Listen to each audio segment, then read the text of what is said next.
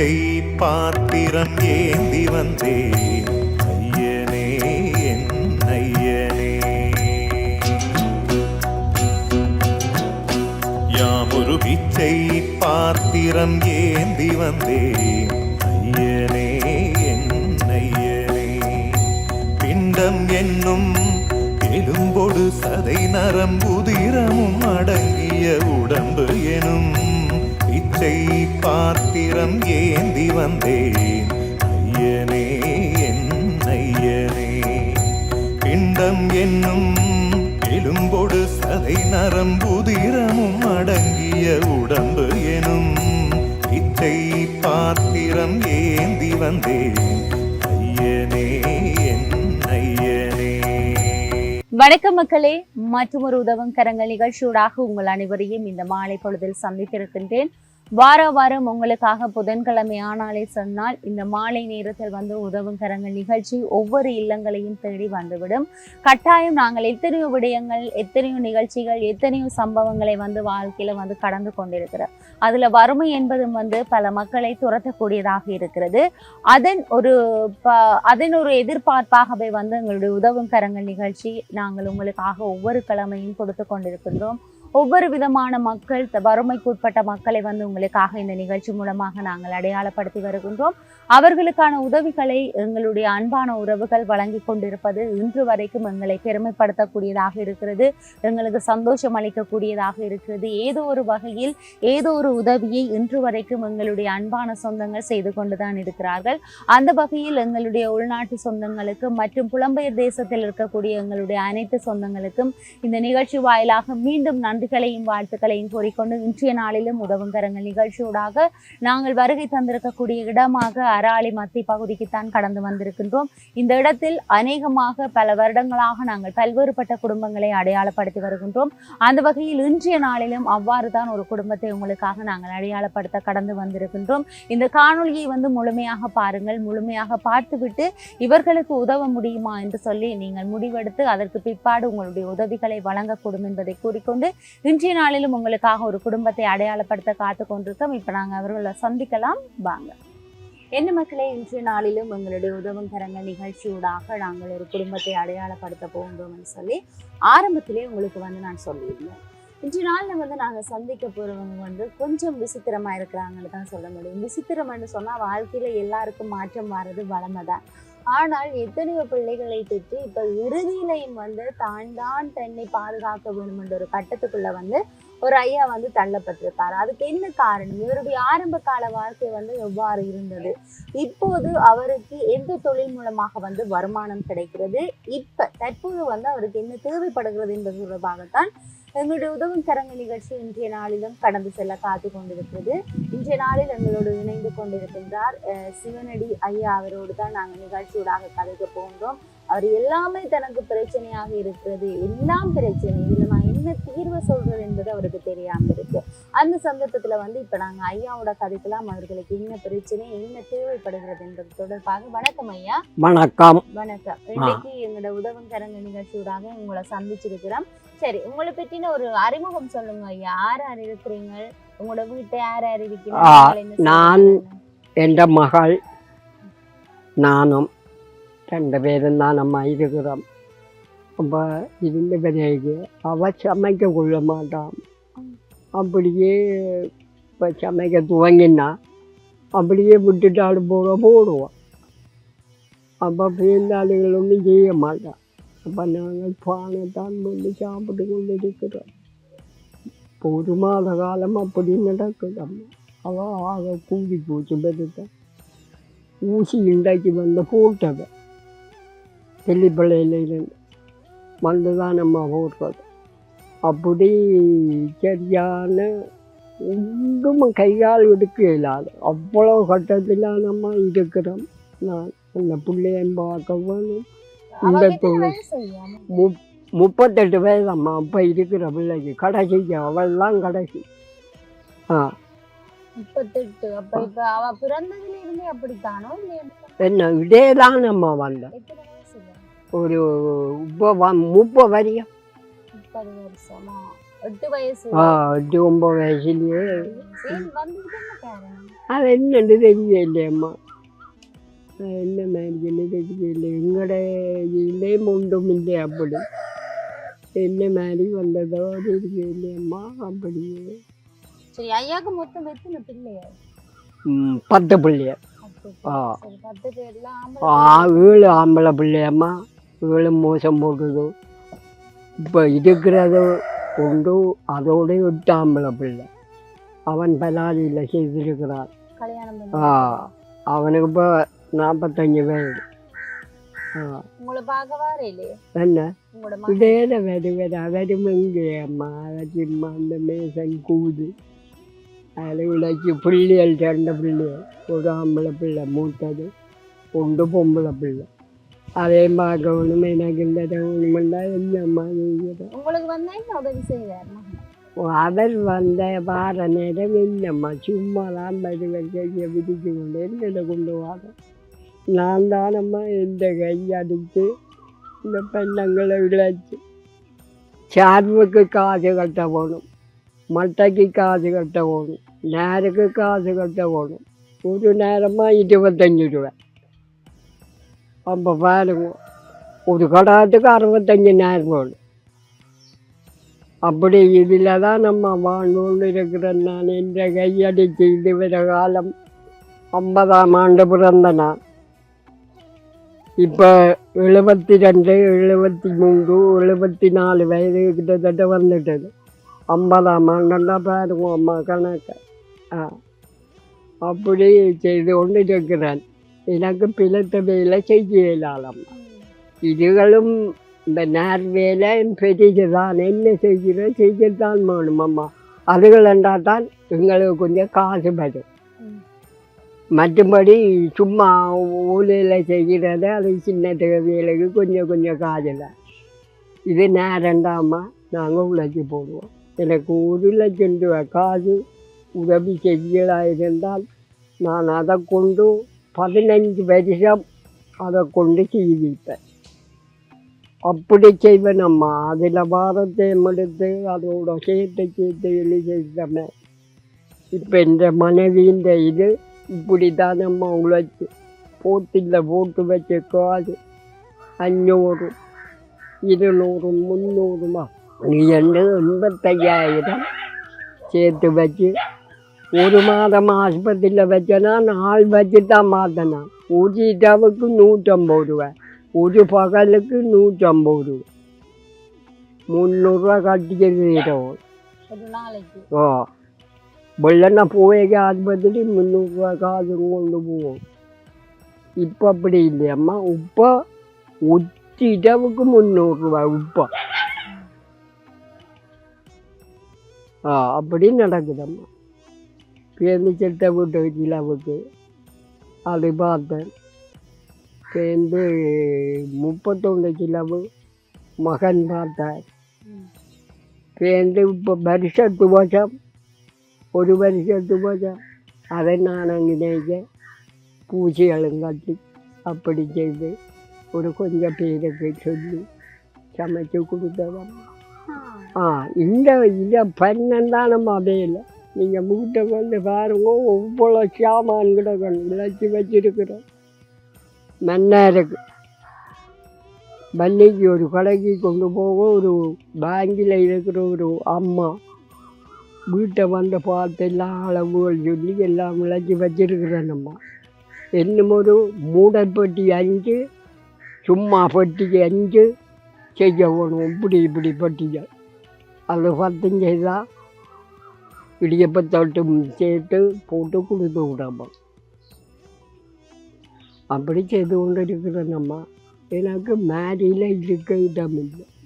குசினைக்கு சமைச்சி ஒரு தண்ணி வச்சு குடிக்கலாமா. எல்லாம் மேலாலே அப்படியே ஊற்றுங்க போக்கூட்டாலே அந்த அல்லு மேரி அது செடிங்க அப்படி வரும் ஒழுகி கொண்டு. அப்படி வெள்ளம் போகும் அம்மா, கூட்டி தள்ளவும். அப்படி தான் இருக்கிறேன். அதை செய்கிறதுக்கு எங்களால் ஏலாதம்மா. அது செய்ய சீமந்தத்து நான் கேட்டுப்போம். அப்படி இல்லையம்மா. கல்லெண்ணெய் மண்ணெண்ணெய் எல்லாம் இல்லை. நான் செய்வேனே அம்மா, செய்யவே இல்லை. என்ன செய்கிறது வளர்த்தை அனுபவிச்சு கொண்டு இருக்கிறோம் அம்மா. இந்த பிராந்தையில் வச்சு ஒரு சுடு தண்ணியை வச்சு குடிப்போம். ஒரு தகரத்தை வச்சுட்டு மழை பெய்யுது. மற்றும்படிக்கு அம்மா முடிஞ்சு செய்யலாம். எனக்கு இந்த உதவி செய்கிறேன்டா இப்போ இந்த இருட்டுக்கு தான் செய்யணும் அம்மா. அதுக்கு பிற்பாடென்றால் அது நான் சேர்ந்த மழையல் தண்ணிகள் வந்துடும். மழை வர காலத்துல நீங்க செய்து வச்சது எல்லாமே என்ன செய்யறீங்க? இதுகள் செய்து வைக்கமோண்டா மேரியில 6 மாதத்துக்கும் காணுமே நாக்கு. வெயில் காலத்துல செய்து வித்து போடுவீங்க, மேரியில செய்யறேன் இல்ல மேரியில செய்யலானம்மா. இதுகளை காய்ச்சி எடுத்து வைக்கிற கட்டி நேர்கள் பேருந்து ஓலையால விளைச்சி அதுக்கு மேலானே போடுறேன் நேர். அப்போ அதுக்கு மேலே நேர்களை போட அதை நான் சேர்த்து இப்போ 1000 நேரம் சேர்த்து கட்டி வைக்கிறேன். 6 மாதத்துக்கும் அதை செய்து கொண்டு சும்மா ஓலையிலையும் கொடுக்குற சின்ன பட்டிகள் கடகம் நேர்கடகமும் கொடுக்குற. அப்போ தான் சமாளிக்கலாம் அம்மா. அல்ல உண்டு மேலாது செய்ய. இதுகளை இப்போ காய்ச்சி எடுத்து வைக்கப்போம், கட்டி வைக்கிறது அம்மா. அரை நவஜரத வச்சும் போட்டு கொடுக்குறார். பேருந்து இதுக்கும் வச்சிருக்கிறார். மேரி 6 மாதத்துக்கும் போதிய அளவு வச்சுட்டு தான் மேல் அதிகமாக கிடக்கிறதையும் எடுத்து செய்கிறார். மற்றும்படியே ஓலையெல்லாம் கூடுதலாக விளைக்கிறார். 1000 நேரம் வச்சிருக்கணும் அம்மா. சார்பு போடும் 1000 சார்பு. அது ஒரு 200 ரூபா அம்மா. அப்ப இருக்கிறது ஐயா இந்த சொந்த வீடோ இல்லாட்டி? 2 சொந்தமானம்மா. எனக்கு இந்த நிறுவனம் தந்து இந்த அதவுரையில் செய்து போட்டு இந்த முட்டு போட்டுனேன். நான் என்ன செய்யலும் அம்மா, என்னால ஒன்றும் செய்யல. காசு இல்லையம்மா. ஒரு மேசனுக்கு 3000 ரூபா இப்போ சம்பளம் அம்மா. அப்போ எங்கள்கிட்ட கிடக்கு வேலை பிடிக்கல, மணலை பிடிக்கல, கல்லை பிடிக்கல, சீமந்தம் பிடிக்கல. அம்மையும் அப்பனும் தந்ததா இல்லை ஆதியின் வல்வினை சூழ்ந்ததா?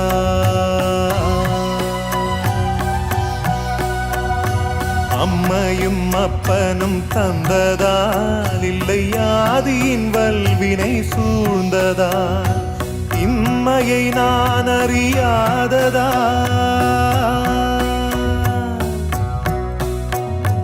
இம்மையை நான் அறியாததா? சிறு பொம்மையின் நிலையினில் உண்மையை உணர்ந்திட பிச்சை பாத்திரம் ஏந்தி வந்தேன் ஐயனே என் ஐயனே. பிச்சை பாத்திரம் ஏந்தி வந்தேன் ஐயனே என் ஐயனே.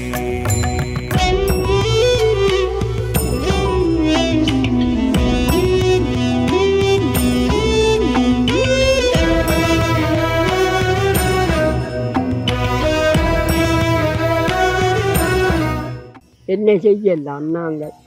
ஒன்றும் செய்யலாம். அப்ப 3 நேரம் சாப்பிடணும். 3 நேரம் சாப்பிட்ற இல்லையம்மா. நாங்கள் உருவாத்தல் பால் பண்ணினாலம்மா அப்படியே விட்டுறது 2 அரியா விட்டு பேருந்து அரியை 2 ஆக்குறேன். 2 ஆக்கி காக்காரத்தில் காலமாக சாப்பிட்றோம். பேருந்து மற்ற இதை வெட்டுறது வெட்டி மத்தியானம் சாப்பிட்டுட்டு பேருந்து இரவுக்கு வைக்கணும். பண்ணணும்மா சமைக்கலாம்மா. யார் சமைக்க? அவள் ஒன்றும் செய்ய மாட்டாங்க. எல்லாம் அப்படியே மறந்து போய் நாளைக்கு ஊட்டி இதுக்கு ஊட்டியாக பிடிக்கிறது போட்டு போவோம். இவ்வளோ கட்டி இல்லை தானே. நிதானம் பண்ணால் தானே அம்மா நிதானமாக செய்யலாம். அப்போ நிதானம் இல்லாதால் என்னென்ன செய்து அதை கஞ்சலை கருப்பை போடும். அதெல்லாம் கிடைக்கலம்மா இந்த வேலை, சமையல் வேலை. என்னும் சாப்பிட இல்லையம்மா. நான் காலமே பான் பண்ணி அப்படியே வச்சு படிச்சு இருக்கு. ஒரு தேர்தலை குடிப்போம்னா அதுக்கும் சரியில்லை. அங்கே அவள் மருமக்காரர்களாம் நடுவில் கொண்டு வந்து தருவாள் ஒரு தேர்தல். அவள் இல்லை அங்கே. அவள் இங்கே பலரை சூட்டு போட்டான். அப்படி தண்ணியை குடிச்சிட்டு பானை சாப்பிடல அப்படியே வச்சுட்டு இப்படி வந்து ஒரு பிள்ளை சொல்லிக்கிது. அவள் புதுசன் இல்லை, மோசம் போடுது புதுசம். பொம்பளை பிள்ளைகள்லாம் 3 பிள்ளைகளாக 2 பொம்பளையும் ஒரு ஆம்பளை பிள்ளை. அப்போ அவள் தான் போனதுக்கு எனக்கு இப்போ சொல்லி விட்டான். முதல் ஒரு பொம்பளை பிள்ளை தான் அவன் வந்து சொல்லி நான் வந்து கடையடிக்கு போட்டேன். நம்ம அங்கே போய் கேட்டால் முடியொன்றும் இல்லை. சேர்ந்து இப்போ விவரமாக அவள் கதை சேர்ந்து இப்போ இன்னும் விட்ட வாழ்ந்து எல்லாம் தெரியாதம்மா. எனக்கு இல்லை விட்ட நடிக்கா வந்தால் இது பண்ணி இல்லைன்னா எனக்கு புரியுது. அவைக்கம்மா பிறந்த 3 மாதம் 2 மாதம் அப்படி இருந்து தான் சேர்த்தா. அவங்க பிள்ளைகள் பொருத்தம் இல்லையம்மா. அதால் அதுகளுக்கு சின்ன சின்ன ஒரு வருத்தம் வந்து அப்படி வந்து அப்படித்தானம்மா. அப்படித்தானம்மா. அதிசயமாண்டா அப்படித்தான் நம்ம எல்லாரும் சொல்லுவேன். ஒரு கேட்டா தெரியுமா மாயில வந்து எங்களுக்கு பொய்து வச்சு கிட்டளி செய்து பழக்கம் இல்லை அம்மா. அந்த வேலைகள் இல்லை. நாங்கள் 3 பிள்ளைகள். சரி, இப்ப எனக்கு உங்களுக்கு என்ன சொல்றேன்னு தெரியல. உங்களுக்கு இப்ப 75 வயசு. 50ஆம் ஆண்டு 50ஆம் ஆண்டு பிறந்த நீங்கள். இப்ப 2025 50 50 25 25. உங்களுக்கு இப்ப 75 வயசுலயே நீங்க உழைச்சு முடிஞ்ச அளவு பானோ கஞ்சியோ வந்து குடிச்சு கொண்டு இருக்கிறீங்க. உங்களுக்கு அக்கம் பக்கத்துல இருக்கிறத ஒரு நாளும் சோறு தந்தது இல்லையே மத்தியானம்? என்னம்மா நான் அந்த அளவுக்கு என்ன மருமகள் தானம்மா. நான் அதுகளுக்கு இடைஞ்சல் வைக்கக்கூடாது. எனக்கு அது இந்த மன்னருக்கு சரி வராமா. அது இப்போ கஷ்டமான நேரம். அப்போ என்ன செய்கிறது? இதை சாப்பிட்டு கொண்டு இருக்கிறேன் நம்ம. அப்போ 1 வருஷம் சொன்னேன். இப்போதான் அவனுக்கு பயம் இருந்தானே, நீ வருத்தம் தானே, வருத்தம் வந்து தான் சித்தவா விட்டுட்டு போனா அவ இருந்தாமா எனக்கு சும்மா தவண்டே எரிச்சுட்டுவா. இவ்வளோ கவலையோட இருக்கிற நம்ம ஒருத்தர் இல்லையா இந்த புள்ளைய வச்சு கொண்டு அதுக்கு மூளை நினைச்ச உடனே வெப்பளம்மா காது நினைச்சு. அப்போ என்னிட்ட காது விடவா சொடுத்த பிடிச்சி கொண்டு பேருந்து நான் கடங்களை இருக்கேன் கொடுத்து லோனுக்கும் கொடுக்குறானேம்மா. அப்போ அதுகள்கிட்ட போய் புளியா கிடக்கம்மா அந்த கெஞ்சி பூனி அந்த இந்த ஆண்டு கொடுக்குறேன். கொடுத்தா தனக்கு ஒரு விஜிகோட்டை வேண்டுவா, ஒரு ரிஞ்சோவை வேண்டுவா, ஒரு சவுக்காரத்தை வேண்டுவா. அப்படி செய்வான் என்ன கணக்கில் செய்து அண்டே தான் நம்ம அந்த எங்கேயும் கொண்டே வச்சுட்டுவோம். அப்போ என்ன எடுக்க மாட்டோம், மறந்துவோம். தெரியாது. அப்படி பெரிய சிலவு தானம்மா. என்ன செய்ய நான் அழுகு போட்டு இருக்கிறதா நம்ம என்ன செய்கிறோம்? ஒன்றும் செய்யலாம்.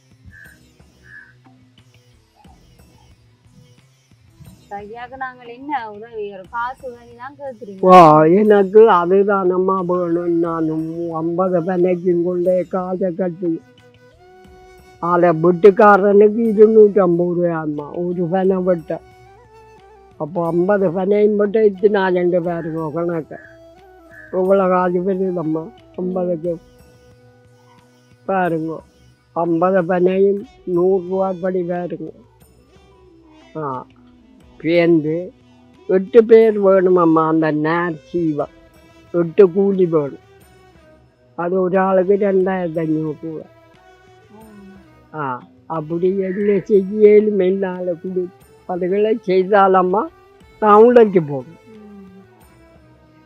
அதை போல 6 மடங்கு 10 மடங்கு அப்படி வரும் அம்மா காசு. அப்படி உழைப்பேன். அந்த நேரம்டா. சரி, நீங்க சின்ன வயசுல உங்களோட கல்யாணம் கட்ட முதல் எத்தனை வயசுல கல்யாணம் கட்டினீங்க? நான் 26. 26. அப்ப அந்த காலத்துல எப்படி இருந்தது உங்களோட வாழ்க்கை? நான் அப்பா அம்மா 26 வருஷம் தோட்டம் செய்தேன். நல்ல மாதிரி தான். மிளகாயல், பூசணி, வெங்காயம், அது நியாயமான வரியும் அம்மா செய்து கொண்டு தான் இருந்தேன். நான் பேருந்து கூலி வேலி என்று போனேன். பாட்டு கட்டக்குள்ள சார இந்த கூலி வேலைகளுக்கு போகிறோம். அப்படி செய்து கொண்டு இருந்தேன். பேருந்து எனக்கு இயலாமல் வந்துட்டு அம்மா செய்யலாம். அம்மட்டி வேல் கை மூட்டுகள் அதுகள் இயலாத அளவுக்கு வர பேருந்து நான் இதை செய்யலாம். இப்போ 30 வரைக்கும் செய்ய வேணுமா? உங்களோட கல்யாணம் இந்த காதலித்து கல்யாணம் பண்ணீங்களோ? ஏதோ அப்படிதான் அப்படிதான் நம்ம காதல் திருமணம். உங்களுக்கு 26 வயசு. அப்ப அவாக்கு எத்தனை வயசு? அவாக்கு ஒரு 23 24 வயது வரும். அந்த வாலிப வயசுல தோட்டம் செஞ்சீங்க? அவ 2 பேரும் தானம்மா. நாங்கள் எங்களோட தோட்டங்கள் சரிதான். என்ன அவள் புல்லு பிடுங்குவா, சக்கலை வேலை நாங்கள் தான் செய்கிறோம். கூலி கொடுத்து செய்கிறேன். எல்லாம் செய்தேன். நான் மிஷின்கள் வேண்டி வச்சு சகலதும் சொந்தமாக செய்தேன். நான் 25 26 வரையும் செய்தேன். நானம்மா பேருந்து கூலி வேலை என்று பள்ளிக்கிட்டேன். அதில் உழைச்சி கொண்டிருந்தேன். பேருந்து இந்த பிள்ளைகள் இவ்வாறு கனகாலம் பிள்ளைகள் இல்லையம்மா. பிள்ளைகள் இல்லாமல் இருந்து பேருந்து தான் அந்த பிள்ளைகள் பிறந்து சேர்த்து பேருந்து தான் மகள் இப்போ இருக்கிற மூத்தவள். அவள் பிறந்ததான் அம்மா. அவங்க சின்ன சின்னதில் கொண்டு விற்று வாங்கினாங்க. இந்த பிள்ளைக்கு பொருத்தம் இல்லைன்னு விற்று வாங்கி கொண்டு வந்து வச்சுருந்தேன். நாங்கள் நியாயமான காதுகள் சில வழிக்கு தான் வச்சுருந்தேன். நெடுக மருந்தும் வருத்தமும் அப்படியம்மா. ஒரு மாதிரி தவற பிடிச்சி அவளுக்கு இப்போ 4 ஆம்பளை பிள்ளை. 4 ஆம்பளை பிள்ளை, ஒரு பொம்பளை பிள்ளை. அவள் இப்போ இந்த புடவை கடைக்கு போகிறவா மகள் யாழ்ப்பாணம். இந்த தொழிலை பற்றி தானம்மா. தொழில் செய்ய வேணும். எனக்கு முதல் இல்லை. அதுக்கு எதை நீங்கள் உதவி செய்யணுமம்மா. எல்லாரும் சேர்ந்து செய்யுங்கோ எனக்கு இந்த உதவியை. நான் இந்த தொழிலை செய்ய அதுவும் இப்போ செய்யணுமம்மா. இந்த வெயில் காலம் செய்தால்தான் அதை காய்ச்சி எடுத்து நான் அந்த தொழிலை செய்யலாம். செய்கிறது பண்ண வேலை. பெரிய கடகங்கள் இழைக்கிறது. அதுக்கு எனக்கு இப்போ 1 லட்சம் ரூபா காசு வேணுமம்மா. ஒரு பனை வெட்ட 100 ரூபா. பனை வேண்ட பனை வெட்டுறதுக்கு 250 ரூபா. அதை பேர்ந்த வேலைக்கே விட்டு கூட்டி போகணும். அந்த நேர்கள் புறம்பா இழுக்க கொள்ள. அப்படி அதுகளுக்கு எனக்கு அந்த உதவியை செய்ய வேணுமம்மா. நீங்கள் எல்லாருமா சேர்ந்து செய்யுங்கம்மா எனக்கு இந்த உதவியை. எனக்கு ஒரு சுகமில்லாத பிள்ளையும் இருக்குது. மூளை சுகமில்லை. அதுக்கு 38 வயதம்மா. அதை கொண்டுக்க வேணும். அதுக்கு இப்போ 30 வரியம் துவங்கி 8 வயதில் அப்படி துவங்கினார். என்ன மக்களே, இன்றைய நாளிலும் இந்த உலகம் தரங்க நிகழ்ச்சியூடாக ஒரு ஐயாவை நாங்கள் உங்களுக்காக அறிமுகப்படுத்தி இருக்கிறோம். அவரும் இந்த அராலிமத்தி பகுதியில தான் இருக்கிறார். குறிப்பா இந்த 75 வயதிலும் வந்து தன்னால் உழைத்து முன்னேற வேண்டும் என்ற ஒரு எண்ணம் தான் அவருடைய மனதில் வந்து இப்ப வரைக்கும் இருக்கிறது. பண்ண வேலை வந்து ஐயா செய்து கொண்டிருக்கிறார். அதற்கு வந்து 1 லட்சம் ரூபாய் பணம் தேவைப்படுகிறதாம். ஏனென்று சொன்னால் மழைக்காலம் வருவதற்கு முன்பு அந்த வேலைகளை சரியான முறையில் முடித்தால்தான் அவருடைய அடுத்த கட்டம் வந்து என்ன செய்யலாம் என்பது தெரியும். அது மாத்திரமில்லாமல் ஐயாவுடைய மனைவி இப்போது இறந்துதான் 1 வருட காலமாகிறது. மொத்தமாக வந்து ஐயாவுக்கு 10 பிள்ளைகள் இருந்தார்கள். அதுல 7 பிள்ளைகள் வந்து பிறந்து இறந்ததன் காரணமாக இப்ப 3 பிள்ளைகள்ல வந்து ஒரு மகன் வேலை செய்து கொண்டிருக்கிறார் கூலி. ஆனால் ஐயாவோட இருக்கக்கூடிய ஒரு மகள் 8 வயதுல வந்து மூல சுகம் இல்லாத ஒரு பிள்ளை, அதாவது விசேட தேவைக்கு உட்பட்ட ஒரு பிள்ளையாக மாறினார்.